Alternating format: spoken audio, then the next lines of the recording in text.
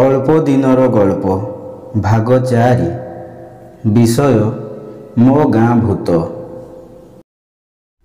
से दिन संध्यारे मो गाँ छकरू फेरुଥାଏ। बाटरे संतोष देखाला।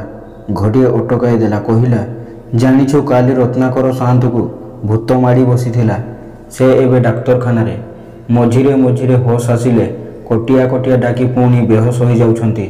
मु पचारिली, बे ए कटिया किए? तू जानिनु कि कट मिश्रर बाप नट मिश्र गत मास विष खाई मरीथिला। ता शव संस्कार एई बाटरे थिया बोर गछरे हेइछि। लोके कहउछंती कि से नट बुढ़ार आत्मा से बोर गछरे रहुछि। काली साहंत से बाट दे पूजा करी फेरुथिला। तापरे तो ए अवस्था हो मु जाए जल्दी घर को फेरिबा को हेबो। एतिक होई साइकेल ट्रिंग ट्रिंग करी चली गला। मु 2 दिन तले दिल्ली रु फेरुथाए। तेणु ए खबर पाई नथिले। अरे ए कौन एते शीघ्र अंधार हो गला। मने पड़िला जे सेई बोर गछटा बाटरे पड़िबो। 10% भय आसीगला। मु स्कूटी स्टार्ट करी बाहरिली। ठीक से बोर गछर पाखापाखी हेइछि। हेडलाइटटा आपे आपे बंद हो गला। मु स्विच 2 थर ऑन ऑफ कली किंतु जलिलानी। मु गाड़ी बंद करी ओल्हेई पड़िली। भाबिली टिके आगु को जाई पंचायत ऑफिस पाखरे थिबा स्ट्रीट लाइट रे देखिबी कौन होइछि। मनर भय 40% बढ़ीगला। धीरे धीरे 2 पाद आगु को जाइछि कि नहीं। ऊपरे कौन खासखास हैला। ऊपर को चाहिला बेल को बोर डालटे मो मुंड ऊपर नई पड़िला। सते कि मो ऊपर भांगी पड़िबो। बास 100% पूरा। राति 2टारे आखि खोली चाहिली। खट ऊपर शोइछि। पाखरे बो सानो भाई आउ गाँर 2-3 जन लोक। 3 दिन पर भुवनेश्वर बाहरिले। पासपोर्ट रिन्यू करिवार अपॉइंटमेंट थिला। सकाळ 6टारे बाहरिले। स्कूटी नहीं रेल स्टेशन गली। सेठी स्टांड रे गाड़ी रखी बांगरी पसी एक्सप्रेस धरिले। ता पूर्व स्टेशन पाखरे जणे मेकानिक को गाड़ीर हेडलाइट चेक करिया पई कहिले। कारण से दिन रातिर घटना मनरू जाई न थाए। आश्चर्यर कथा सेही घटनार पर दिन गाड़ीर लाइट ठीक जलुथला। मेकानिक चेक करी लाइट रे किछि प्रॉब्लम नाही बोली कहिला। ट्रेन रे बसी सेही कथा भाबु भाबु केते बेले भुवनेश्वर आसीगला जणा पड़िलानी। ट्रेन रू ओह्लाई सीधा ओला कैब करी पासपोर्ट ऑफिस गली। से कैब ड्राइवर मुहा चिन्हा चिन्हा लगुला किंतु परिचय पचारिबाकू समय नथिला। मु आगु गोटे पाद बढ़ाइछि कि नहीं। पछरु सुभिला, आपण विशु बाबू ना? मते चिन्हि पारु नाहंती बोधे। मु कटिया नट मिश्रंकर पुओ। मो मुंडटा केमिति झाई झाई हे गला। किछि न कहि चलिया परिवर्ते धाइली ओ पासपोर्ट ऑफिस भीतर को पसी गली। एसी रूम रे बसिला परे टिके झाल सुखिला आउ मन भी स्थिर होला। काम सरू सरू 3टा बाजिगला। स्टेशन रे पहुँचला बेल को 4टा। प्रबल भोक लगुला। स्टेशन रे स्वाइंडिजटे खाई ट्रेन को अपेक्षा कले। कटियार मुह बार बार मन पड़ुଥାଏ। 5टा 15 रे बांगिरी पसी भद्रक को शेष ट्रेन। ट्रेन रे बसी पाख यात्री को एहार भद्रक पहुँचवा समय पचारिले। से कहला साधारणतः यह 8:30 रे पहुँचे। लेट हेले कही हेबनी। मो भाग्य खराब। से दिन गाड़ी पहुँचला राति 10:40 रे। बाट सारा प्रति मिनिट घंटा परी लगुଥାଏ। स्टेशन रे गाड़ी रू ओह्लाई पड़ी बेंच ऊपर बसी पड़िली। कौन करिबे किछि मुंड को जुटु न थाए। निजको सांत्वना देली। एमिति विज्ञान युगरे जणे इंजीनियर पिला कौन भूत प्रेत को डरिबा उचित। साहस बांधिले। प्लाटफॉर्म मु बाहरी स्टांड आड़ को बाहरी पछरु सुभिला, विशु बाबू घर को जीव कि? स्वर चिन्हिबार आवश्यकता नथिला। एक मुहा होई दौड़िली ओलटा प्लाटफॉर्म आड़ को। प्लाटफॉर्म रे पंखा घुरुଥିଲେ भी मु घटापणे झालरे ओदा। राति बढ़ी चली। ता सहित मनर भय और द्वंद्व। कौन करी? सारा जीवन रे केबे भी एमिति परिस्थिति रे पड़िनी। किछि रास्ता दिशु नथिला। हठात मने पड़ीगला बो कथा। से बहुत साहसी गाँर वैज्ञानिक। भूत प्रेत को से अंधविश्वास बोली कहे। से दिन राति रे भी सही कथा बुझाइथिला। निजको स्थिर कली किछि गोटे तो करिबाको हेबो। हे विशु, एठी काहीकि बसिछु?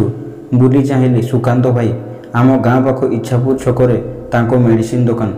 कांधरे बैग ओलाई मो आड़ को चाहिंछंती उत्तर आशारे। मनरे टिके साहस बढ़ीगला। कहली, भुवनेश्वर जाइथिली। पासपोर्ट ऑफिस आउ तमे? से कहले, मु भी से भुवनेश्वर जाइथिली। कलिंग हॉस्पिटल। मो ससुर एडमिट अछंती तो। घर को जीवुनी कि? केमिति जीवु? मु कहले, स्कूटी अछि। से कहले, जा हो भल हैला, सेथिरे पळेइबा। नहले ऑटो वाला राति बोली कही डबल चार्ज करिथांते। ईश्वर को मने मने धन्यवाद जणाइले। दुहे सांग होई स्टांड को गलु। ସେଠୁ ସ୍କୁଟି ଆଣି ଘର ମୁହାଁ ହେଲୁ। ଇଚ୍ଛାପୁର ପର୍ଯ୍ୟନ୍ତ କଥାବାର୍ତ୍ତା ହୋଇ ଆସିଲୁ। ତାପରେ ଗାଡ଼ି ଅଟକାଇଲେ। ସେ ସେଠାରେ ଓହ୍ଲାଇ ପଡ଼ିଲେ। କାଲି ବୋଉର ମେଡ଼ିସିନ ପାଇଁ ଆସିବି ବୋଲି କହି ଗାଡ଼ି ଷ୍ଟାର୍ଟ କଲେ। ସେଠାରୁ ଘର ମାତ୍ର 2 କିଲୋମିଟର। କିଛି ବାଟ ଆସିଲେ ଅଜୟ ମାହାନା ଘର। ତାଙ୍କ ଘର ପରେ ପ୍ରାୟ ଅଧ କିଲୋମିଟର ରାସ୍ତା ନିଛାଟିଆ। ରାସ୍ତାର ଦୁଇ ପାଖେ ପରିବା ଚାଷ କିଆରି। ତାପରେ ଆମ ଗାଁ ସ୍କୁଲ। ରାସ୍ତାରେ କୌଣସି ବିଜୁଳି ବତି ନାହିଁ। ଅବଶ୍ୟ ଜହ୍ନ ରାତି, କିନ୍ତୁ କାହିଁକି କେଜାଣି ମାହାନା ଘର ପରେ ମନ ଭିତରେ ଭୟ ସୃଷ୍ଟି ହେଲା। ରାତି 11ଟା ଉପରେ ହେଲାଣି। ସମସ୍ତେ ଶୋଇଲେଣି। ସେଠି ଗାଡ଼ି ଅଟକାଇ ଦେଲେ। ଆଗକୁ ଆଗେଇବାକୁ ସାହସ ହେଲା ନାହିଁ। କ'ଣ କରିବି? ଗାଁରେ ପିଲାବେଳେ ଆଈମା ଗପରେ ଶୁଣିଥିଲି ଯେ ଲୁହାକୁ ଧରିଲେ ଭୂତ କିଛି କ୍ଷତି କରିପାରେ ନାହିଁ। ଏବେ ସବୁ କାହାଣୀ ସତ ବୋଲି ମନେ ହେଉଥିଲା। ହାତ ଥରିବାକୁ ଆରମ୍ଭ ହେଲାଣି। ଶୀତ ରାତିରେ ବି ଦେହ ସାରା ଝାଳରେ ଓଦା। ସ୍କୁଟିର ହ୍ୟାଣ୍ଡେଲଟା ରବରରେ ତିଆରି, ତେଣୁ ଷ୍ଟାର୍ଟ ବନ୍ଦ କଲେ। ଓହ୍ଲାଇ ପଡ଼ିଲେ। ଗୋଟେ ହାତରେ ମିରର ଲୁହା ରଡ୍ ଓ ଅନ୍ୟ ହାତରେ ପଛପଟ ଲୁହା ରେଷ୍ଟକୁ ଧରି ଗାଡ଼ି ଗଡ଼ାଇବାକୁ ଆରମ୍ଭ କଲି। 2-3 ପାଦ ଗଲା ପରେ ଏକ ବାଙ୍କ ଓ ପାଖରେ ଏକ ଅଶ୍ୱତ୍ଥ ଗଛ। ହଠାତ୍ ମୋ ଗାଲରେ ଏକ ଶକ୍ତ ଚାପୁଡ଼ା ବାଜିଲା। ମୁଁ ପଡ଼ୁ ପଡ଼ି ରହିଗଲି। ଆଖି ବୁଜି ହେଇଗଲା। 1 ମିନିଟ୍ ପରେ ଆଖି ଖୋଲିଲି। ମନୋବଳ, ଦେହବଳ ସବୁ ଯେମିତି କ୍ଷୀଣ ହୋଇ ଆସୁଥିଲା। ତଥାପି ନିଜକୁ ଘୋଷାରି ଗାଡ଼ିକୁ ଘୋଷାରି ଆଗେଇଲି। ଅଚାନକ ଡାହାଣ ପଟେ ଏକ କଳା ମଚମଚ ଷଣ୍ଢ। ବାଁ ପଟକୁ ଅନେଇଲି। 2ଟି ମଣିଷ, ଶରୀର ଧଳା ଧୋତି ପିନ୍ଧି ଠିଆ ହୋଇଛନ୍ତି। ସାହସର ଶେଷ ସୀମା ପାର। ମୁଁ ଗାଡ଼ି ପକାଇ ଦେଇ ଦୌଡ଼ିଲି ଅଣନିଶ୍ୱାସ ହୋଇ। ଲାଗିଲା ଯେମିତି ନିଶ୍ୱାସ ବି ସରିଯିବ। ବାସ୍, ଆଉ କ'ଣ ସେଇଠି ଧରାଶାୟୀ। ମୁହଁରେ ଥଣ୍ଡା ପାଣିର ସ୍ପର୍ଶ। ଆଖି ଖୋଲିଲି। ସାମ୍ନାରେ ଜଣେ 70-80 ବର୍ଷର ବୁଢ଼ା। ହାତରେ ଲଣ୍ଠନ। ମୁହଁ ନାରଣ ମଉସାଙ୍କ ପରି। ଗାଁ ସ୍କୁଲ ପାଖରେ ଦୋକାନ ଥିଲା ତାଙ୍କର। ପିଲାମାନଙ୍କ ପ୍ରିୟ ଜିନିଷ ନଳି, କାଠି ଚୁଚୁମା, ଖଟଖଟି ଆଉ ଘୁଗୁନି ବିକନ୍ତି। ମୁଁ ତାଙ୍କୁ ଦେଖି ଉଠିବାକୁ ଚେଷ୍ଟା କଲି। ସେ ମୋତେ ପଚାରିଲେ, ବାବା, ତୋ ଘର କେଉଁଠି? ଏଠି ମୋ ଦୋକାନ ଦୁଆରେ କାହିଁକି ପଡ଼ିଛୁ? ମୁଁ କିଛି କହିପାରିଲା ଅବସ୍ଥାରେ ନଥିଲି। ଖାଲି ଟିକେ ଆଲୁଅ ଦେଖାଅ, ସେଠି ମୋ ଗାଡ଼ି ପଡ଼ିଛି। ସେ କହିଲେ, ହଉ ଚାଲ। 100 ମିଟର ଗଲା ପରେ ଗାଡ଼ି ପାଇଲି। ସେଇମିତି ମଝି ରାସ୍ତାରେ ପଡ଼ିଥାଏ। ଗାଡ଼ି ଉଠାଇ ତାଙ୍କ ସହ ଗୋଡ଼େଇ ଗୋଡ଼େଇ ଦୋକାନ ପର୍ଯ୍ୟନ୍ତ ଆସିଲି। ଆଖପାଖକୁ ଚାହିଁବାକୁ ସାହସ ନଥିଲା। ଦୋକାନ ଘର ପାଖରେ ସେ ଅଟକି ଗଲେ। ବାବା, କହିଲୁନି ତୁ କୁଆଡ଼େ ଯିବୁ? ତୁ ଆମ ଗାଁ ପିଲା କି? ମୁଁ କହିଲି, ମଉସା, ଆମ ଘର କେନାଲ ସେ ପାଖରେ। ମୁଁ ନକୁଳ ସାରଙ୍କ ପୁଅ। ଓହୋ, ହଉ। ବାବା, ତୁ ଏତେ ରାତିରେ କେଉଁଠୁ ଆସିଲୁ? ଘରକୁ ଯାଇପାରିବୁ ତ? ଯାହା ହଉ ମନ କଥା ପଚାରିଲେ। ମଉସା ଟିକେ କେନାଲ ପର୍ଯ୍ୟନ୍ତ ମୋ ସହିତ ଯିବେ କି? ମୁଁ କହିଲି, ହଉ, ରହ, ମୁଁ ମୋ ଦୋକାନ କବାଟ ଦେଇ ଆସେ। ତତେ ଛିଡ଼ା ହେବି। ତାପରେ ସେ କବାଟ ବନ୍ଦ କରି ଆସିଲେ ଓ ମୋ ଆଗେ ଆଗେ ଲଣ୍ଠନ ଧରି ଚାଲିଲେ। ମୋତେ କାହିଁକି ଆହୁରି ଡର ଲାଗୁଥାଏ। ମୁଁ କହିଲି, ମଉସା, ଟିକେ ମୋ ପଛରେ ଚାଲନ୍ତନି? ମୁଁ ଆଗରେ ଚାଲନ୍ତି? କହିଲେ, ହଉ। ସେ ଅଟକି ଗଲେ। ମୁଁ ତାଙ୍କୁ କ୍ରସ୍ କରି ଆଗକୁ ଗଲି। ସେ ପଛେ ପଛେ ଚାଲିଲେ। ପଚାରିଲେ, ବାବା, ତୁ ଏଇ ସ୍କୁଲରେ ପଢ଼ୁଥିଲୁ ତ? ଏବେ କ'ଣ କରୁଛୁ? ମୁଁ କହିଲି, ମେରାଇନ୍ ଇଞ୍ଜିନିୟରିଂ କରୁଛି। ସେ କହିଲେ, ମେରାଇନ୍ କ'ଣ କିରେ ବାବା? ମୁଁ କହିଲି କି, ପାଣି ଜାହାଜ ଇଞ୍ଜିନିୟର। କହିଲେ, ଯାହା ହଉ, ଭଲ ପାଠ ପଢ଼ିଛୁ। ହେଲେ ଏ ବିଜ୍ଞାନ ଯୁଗର ପିଲା ହୋଇ ଭୂତ ପ୍ରେତଙ୍କୁ ଡରୁଛୁ? ମୁଁ କହିଲି, କାହିଁ ନାହିଁ ତ। ସେ ହସିଲେ। କହିଲେ, ମୁଁ ଅବସ୍ଥା ଦେଖି ସବୁ ଜାଣିଛି। ସେଇ ମାହାନା ଘର ପରେ ବାଙ୍କ ମୁଣ୍ଡ ଆମ୍ବ ଗଛରେ 2 ମାସ ତଳେ ମଧୁ ସାହୁ ପୁଅ ଓ ମାଗୁଣୀ ଜେନା ଝିଅ ଦୌଡ଼ି ଦେଇ ମରିଛନ୍ତି। ଅଜାତିରେ ବାହା ହେବେ କହିଲେ। ଘର ଲୋକ, ଗାଁ ଲୋକ ସବୁ ମନା କଲେ ବୋଲି ଫାଶୀ ଲଗାଇ ଦେଲେ।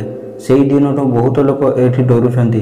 କିନ୍ତୁ ତୁ ଡରନି, ତୋର କିଛି ହେବନି। ମୁଁ ଅଛି ପରା। ମୋ ଗୋଡ଼ ଆଉ ମାଟିରେ ଲାଗୁନଥିଲା। ଯାହା ହଉ, କେନାଲ ପାଖରେ ପହଞ୍ଚିଲା ପରେ ମଉସା କହିଲେ, ଚାଲିଯିବୁ ନା ଆଉ ଆଗକୁ ଯିବି? ମୋର ତ ଛାତି ଥରିଲାଣି। ମୁଁ କହିଲି, ମଉସା, ଆଉ ଟିକେ ଆଗକୁ ଛାଡ଼ି ଦେଇ ଆସନ୍ତନି? କହିଲେ, ହଉ ଚାଲେ। ଘର ପାଖ ହେଇ ଆସିଲା। ମାନୁଆ ଘର ଲାଇଟ୍ ଦେଖାହେଲା। ମୁଁ କହିଲି, ମଉସା, ଏବେ ଯାଅ? ସେ କହିଲେ, ହଉ, ତୁ ଯା, ମୁଁ ଏଠି ଠିଆ ହେଇଛି। ଘର ପାଖରେ ପହଞ୍ଚି କବାଟ ଠକ୍ ଠକ୍ କଲି। ବୋଉ ଆଉ ସାନ ଭାଇ କବାଟ ଖୋଲିଲେ। ସାନ ଭଉଣୀ ଶୋଇପଡ଼ିଥିଲା। ଘର ଭିତରକୁ ପଶୁ ପଶୁ ବୋଉ କହିଲା, କିରେ, ଏତେ ଲେଟ୍ ହେଲା? ସେଇଦିନ ଭଳିଆ ବାଟରେ ଡରିନୁ ତ? ମୁଁ କିଛି ନ କହି ସିଧା ମୋ ଶୋଇବା ଘରକୁ ପଶିଗଲି। କହିଥାନ୍ତି ବା ଆଉ କ'ଣ? ହାତ ଗୋଡ଼ ଧୋଇ ଜଲ୍ଦି 2ଟା କ'ଣ ଖାଇ ବିଛଣା ଉପରେ ଗଡ଼ି ପଡ଼ିଲି। ଏବେ ଯାଇ ନିଶ୍ୱାସ ପ୍ରଶ୍ୱାସ ଟିକେ ନର୍ମାଲ ହେଲା। ସାନ ଭାଇ ମୋ ପାଖରେ ଶୋଏ। ତାକୁ ପଚାରିଲି, କି ବେ, ଏ ଯାଇ କାହିଁକି ଶୋଇନୁ? କହିଲା, ମୁଁ ଶୋଇକି ଉଠି ସାରିଲିଣି। 9ଟାରେ ଶୋଇଥିଲି। ଏବେ 12ଟା 30 ହେଲାଣି। ଆଉ ନିଦ ହେବ କି ନ ହେବ? ଆଚ୍ଛା ଟିକୁ, ସେ ରାଜକିଶୋରଟା ଆତ୍ମହତ୍ୟା କରିଦେଲା ନା? ତୁ ତ କାହିଁ ମୋତେ କହିନୁ? ଭାଇ, କେଉଁ ରାଜକିଶୋର? ମଧୁ ମଉସାଙ୍କ ପୁଅ କଥା କହୁଛୁ କି? ହଁ, ସତ କଥା, ଭୁଲି ଯାଇଥିଲି। ତୁମକୁ କିଏ କହିଲା? ବାଟରେ ସ୍କୁଲ ପାଖରେ ନାରଣ ମଉସା ଦେଖାହେଲେ। ସେ କହିଲେ। ଟିକୁର ଆଖି ବଡ଼ ବଡ଼ ହେଇଗଲା। କହିଲା, ଭାଇ କାହା କଥା କହୁଛ? ସେଇ ଦୋକାନୀ ନାରଣ ମଉସା କି? ମୁଁ କହିଲି ହଁ। କ'ଣ ହେଲା କି? ଭାଇ ସେ ପା 3 ବର୍ଷ ହେଲା ମଲେଣି। 100% ହୋସ୍ ଥାଇ ବି ମୁଁ ବେହୋସ୍ ହେଇଗଲି।